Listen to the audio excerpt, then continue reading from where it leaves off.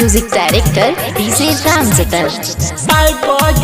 बड़ा खुशी के दिन, खुशी के दिन भैया, खुशी के दिन बड़ा खुशी के दिन।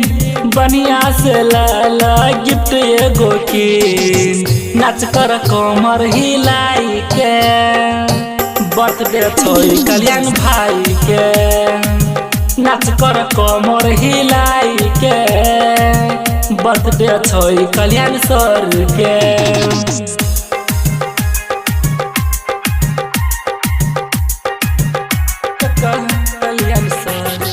DJ Badal Raj present by Janakpur recording studio, Janakpur Dham Phool Chowk. सब कोई मिलके दियो बधाई स्टार के, सब कोई मिलके दियो बधाई स्टार के। जिंदगी में कहियो एतै नहीं गम यौ, सारा खुश रहते हरदम यौ। गेलै बड़ा खुशी के दिन, खुशी के दिन भैया, खुशी के दिन। नाच कर कमर हिलाई के।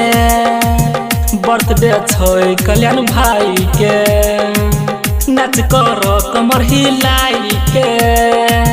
बर्थडे छोई कल्याण सर के। म्यूजिक बाय रामजतन राज। अभी आप सुन रहे हो जनकपुर रिकॉर्डिंग स्टूडियो की शानदार प्रस्तुति।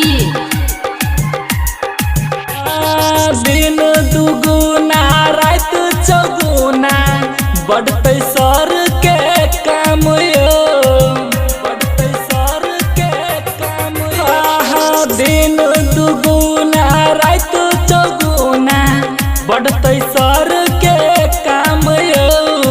शंकर राम जतन पार्टी में जेतै, आशा पूजा जतियो जेतै। गेलै बड़ा खुशी के दिन, बनिया से ले गिफ्ट एगो की नाच कर कमर हिलाई के। बर्थडे छोई कल्याण भाई के, नाच कर कमर हिलाई के। बर्थडे छोई कल्याण सर के। गेलै बड़ा खुशी के दिन, खुशी के दिन भैया, खुशी के दिन। गेलै बड़ा खुशी के दिन। बनिया से लाला गिफ्ट एगो की नाच कर कमर हिलाई के।